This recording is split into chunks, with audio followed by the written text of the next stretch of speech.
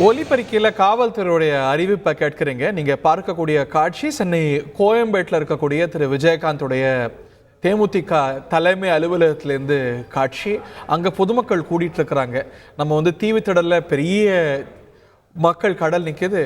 இறுதி ஊர்வலம் முடியக்கூடிய நல்லடக்கம் செய்யக்கூடிய தேமுதிக அலுவலகத்துக்கு போய் இறுதியாக அவரை பார்க்கலாம் அப்படிங்கிற நம்பிக்கையோடு பலர் வந்து கொண்டிருக்கிறார்கள். ஆனால் பாதுகாப்பு காரணங்கள் உள்ளிட்ட காரணங்களால் பொதுமக்களுக்கு அவருடைய இறுதி சடங்கு நடைபெற இருக்கக்கூடிய தேமுதிக தலைமையகத்தில் அனுமதி இல்லை. இது ஏன் அப்படின்னு கேட்கலாம். செய்தியாளர் நம்மோடு இணைந்திருக்கிறார் பிரகாஷ். இது பற்றிய மேலும் விவரங்களை பதிவு செய்யுங்க.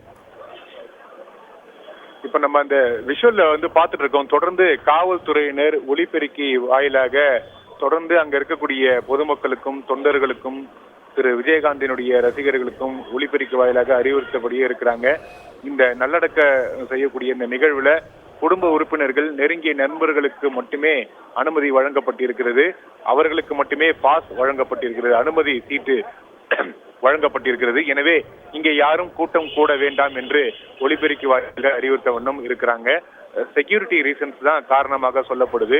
முதலமைச்சர் வர இருப்பதாக தகவல்கள் தெரிவிக்கின்றன. ஆளுநர் திரு ஆர் என் ரவியும் வர இருப்பதாக தகவல்கள் தெரிவிக்கின்றன. அதற்கு முன்னேற்பாடு பணிகளை காவல்துறையினர் இந்த பாதுகாப்பு ஏற்பாடுகளை செய்து வருகிறார்கள். கான்வாய் வாகனங்கள் வருவதற்கு ஏதுவாக ஒரு சாலை வாகன போக்குவரத்து எதுவும் இல்லாமல் தனித்து விடப்பட்டு இருக்கிறது. 100 அடி சாலையில பொதுமக்கள், ஏராளமான பொதுமக்கள் தொடர்ந்து நின்றபடியே இருக்கிறாங்க. காவல்துறை ஒரு பக்கம் ஒலிபெருக்கி வாயிலாக அறிவித்த வண்ணம் இருந்தாலும் அருகாமையில் இருக்கக்கூடிய 100 அடி சாலையிலும் அதற்கு ஒட்டி இருக்கக்கூடிய சென்டர் மீடியன்லயும் பாலத்துக்கு மேலேயும் நூற்றுக்கணக்கான ரசிகர்கள் இந்த இறுதி நிகழ்வை பார்ப்பதற்காகவும் திரு விஜயகாந்தினுடைய இறுதி ஊர்வலத்தை பார்ப்பதற்காகவும் காத்து கொண்டிருக்கிறாங்க. நேற்றைய தினம் காலையிலிருந்து பல்வேறு மாவட்டங்களிலிருந்து திரு விஜயகாந்த் அவருடைய உடலுக்கு அஞ்சலி செலுத்துவதற்காக பல்வேறு மாவட்டங்களில் இருந்தும் சென்னையில பல்வேறு இடங்களிலிருந்தும் ஆயிரக்கணக்கான ரசிகர்கள், அதே போல தேமுதிக தொண்டர்கள் தொடர்ந்து இங்கே கோயம்பேட்டை நோக்கி வந்தவண்ணம் இருந்தாங்க. நேற்று தினம் கட்டுக்கடங்காத ஒரு கூட்டம் இருந்தது. இந்த இடத்துல 100 அடி சாலை முழுமையாக போக்குவரத்து தடை செய்யப்பட்டிருந்தது. அதாவது அண்ணா நகரில் இருந்து வடபழனி நோக்கி செல்லக்கூடிய இந்த சாலை முழுமையாக போக்குவரத்து தடை செய்யப்பட்டிருந்தது. மாற்றுப்பாதையில திருப்பி விடப்பட்டிருந்தது. பொதுமக்கள் அதிகமாக கூட்டம் கூடக்கூடிய காரணத்தினாலதான் இங்க இருந்து விஜயகாந்தினுடைய உடல் இன்று அதிகாலை தீவுத்திடலுக்கு கொண்டு செல்லப்பட்டது. பொதுமக்கள் கட்டுக்கடங்காத கூட்டம் பல்வேறு மாவட்டங்களில் இருந்து வந்த வண்ணம் இருந்தனால அவர்கள் எளிதாக விஜயகாந்தினுடைய உடலுக்கு அஞ்சலி செலுத்தக்கூடிய ஏதுவாகவும் அதே போல விவிஐபி முக்கிய நபர்கள் எல்லாம் செல்வதற்கு ஏதுவாக தீவுத்திடலுக்கு அவருடைய உடல் கொண்டு செல்லப்பட்டது. அதுவும் ஒரு பக்கம் பலனளித்தது என்றே நாம் சொல்லலாம். இன்று காலை முதல்ல திரு விஜயகாந்தினுடைய உடலுக்கு எல்லாருமே எந்த விதமான சிரமமும் இல்லாமல் அஞ்சலி செலுத்தி வந்ததை நான் பார்க்க முடிந்தது. இன்னும் சற்று நேரத்துல தீவுத்திடலில் இருந்து திரு விஜயகாந்தினுடைய உடல் புறப்பட இருக்கிறது. இந்த நிலையில் உடல் நல்லடக்கம் செய்யக்கூடிய கோயம்பேடு தேமுதிக அலுவலகத்துக்கு எதிராக நூற்றுக்கணக்கான மக்கள் தற்போதே கூடியிருக்கிறாங்க. அதே போல இறுதி ஊர்வலத்து வாகனத்தின் கூடவே ஆயிரக்கணக்கான மக்கள் பயணித்து வருவதற்கான வாய்ப்புகள் இருக்கிறது. எனவே தொடர்ந்து காவல்துறையினர் முக்கிய நபர்கள், முதலமைச்சர், ஆளுநர் எல்லாம் வரக்கூடிய காரணத்தினால இந்த இடத்துல கூட்டம் கூட வேண்டாம், அஞ்சலி செலுத்துவதற்கு ஏற்கனவே தீவுத்திடலில் ஏற்பாடு செய்யப்பட்டிருக்கிறது. எனவே தயவு கூர்ந்து புரிந்து கொண்டு இங்கிருந்து வெளியேறுங்கள் என்று ஒலிபெருக்கி வாயிலாக அறிவுறுத்த வண்ணமே இருக்கிறாங்க.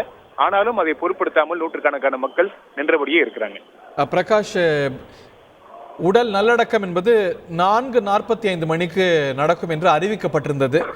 திட்டமிடப்பட்டு அப்படி 1 மணிக்கு இறுதி ஊர்வலம் தொடங்கி இருக்கணும். கூட்ட நெரிசல் இன்னும் நிறைய பேர் வந்துட்டு இருக்கிற காரணத்தினாலேயோ என்னவோ இன்னும் இறுதி ஊர்வலம் தொடங்கலை. அதனால நல்லடக்கம் தாமதமாகலாமா, இல்லை திட்டமிட்டபடி 4:45 நடக்குமா? நிச்சயமாக தாமதமாகிறதுக்கு வாய்ப்புகள் இருப்பதாக தான் தெரிகிறது. இங்க இருக்கக்கூடிய செட்டப் இருக்கு இல்லையா, இங்க நல்லடக்கம் செய்யப்படக்கூடிய இடத்துல இருக்கக்கூடிய அந்த செட்டப் எல்லாம் பாத்தீங்கன்னா இங்க இருக்க காவல்துறை அதிகாரிகள் தெரிவிக்கக்கூடிய அந்த தகவலும் பார்த்தோன்னா குறைஞ்சது இது 6:30 மணி 7 மணி ஆகிறதுக்கான வாய்ப்புகள் இருக்கிறது. மொத்த நிகழ்வும் முடிவடைவதற்கு 8:30 மணியிலிருந்து 9 மணி கூட ஆகலாம் என்று அவர்கள் கணித்திருக்கிறாங்க. ஏன்னா இறுதி ஊர்வலமும் இன்னும் புறப்படவில்லை. இறுதி ஊர்வலம் புறப்பட்டாலும் இன்னும் சற்று நேரத்தில் புறப்பட்டாலும் அது எவ்வளவு நேரம் ஆகும் இங்க கோயம்பேடுக்கு வருவதற்கு எவ்வளவு நேரம் ஆகும் என்றும் கணிக்க முடியாது. ஏன்னா பொதுமக்களுடைய கூட்டத்தை பொறுத்துதான் இருக்கு. இன்று காலை 4:45 மணிக்கு அதிகாலையில இங்க கோயம்பேட்டில இருந்து புறப்பட்ட விஜயகாந்தினுடைய உடல் அரும்பாக்கம் சென்றடையவே 5:30 மணி ஆகியது.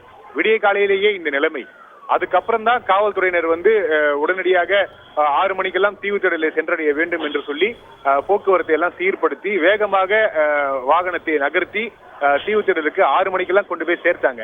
ஆனா இப்ப அங்கிருந்து கிளம்புறது இறுதி ஊர்வலம் என்ற காரணத்தினால அது அந்த வாகனம் சற்று ஊர்ந்துதான் வரும். பொதுமக்களுடைய கூட்டம் எந்த அளவுக்கு இருக்கும் தெரியாது. பூந்தமல்லி நெடுஞ்சாலை நம்ம சொல்லவே தேவையில்லை. எப்போதுமே அது டிராபிக் அதிகமாக இருக்கக்கூடிய ஒரு சாலை. இணைப்பு சாலைகள் அதிகமாக இருக்கிறது. எழும்பூர், சேத்பட்டு, கீழ்ப்பாக்கம், அரும்பாக்கம், அண்ணா நகர், இப்படி இணைப்பு சாலைகள் எல்லாமே இருக்கு. டிராபிக் கிளியரன்ஸ் பண்ணணும். எந்த அளவுக்கு அந்த ஊர்வலம் எவ்வளவு சீக்கிரம் இங்க கோயம்பேடுக்கு சேரும்னு சொல்ல முடியாது. இங்க செட்டப் பாத்தீங்கன்னா குடும்ப உறுப்பினர்கள் அமர்வதற்கு தனியாக ஒரு இடம் ஒதுக்கப்பட்டிருக்கிறது. தேமுதிக கட்சியினுடைய முக்கிய நிர்வாகிகள், மூத்த நிர்வாகிகள் அமர்வதற்கு தனியாக ஒரு இடம் வழங்கப்பட்டிருக்கிறது. அதற்கு பக்கத்துல முக்கிய தலைவர்கள், முதலமைச்சர் வந்தாலும் சரி, ஆளுநர் வந்தாலும் சரி, இதர கட்சியினுடைய தலைவர்கள் வந்தாலும் சரி, விஜயகாந்தினுடைய நெருக்கமான நண்பர்களோ அல்லது வேறு ஏதாவது முக்கிய பிரமுகர்கள் வந்தாலும் அவர்கள் அமர்வதற்காகவும் தனியாக ஒரு இடம் ஒதுக்கப்பட்டிருக்கிறது. அங்க ஒரு போடியமும் மைக்கும் வச்சிருக்கிறாங்க. இந்த இறுதி அஞ்சலி செலுத்தும் போது கூட அவர்கள் ஏதாவது இரங்கல் குறிப்புகள் வாசிப்பதற்காக அதற்கான அவகாசம் கொடுப்பதற்காக அந்த போடியம் வைக்கப்பட்டதாகவே நாம் புரிந்து கொள்ள முடிகிறது. எனவே இந்த திட்டமிட்டபடி 4:45 மணிக்கு நடக்குமா என்பது ஒரு சந்தேகமாக தான் தற்போதைக்கு இருக்கிறது. அது எவ்வளவு நேரமாகும், எத்தனை மணிக்கு அந்த இறுதி சடங்கு நடக்கும் என்பது நாம் பொறுத்திருந்துதான் பார்க்க வேண்டும். நன்றி பிரகாஷ். செய்திகளை உடனுக்குடன் தெரிந்து கொள்ள உடனே சப்ஸ்கிரைப் பண்ணுங்க.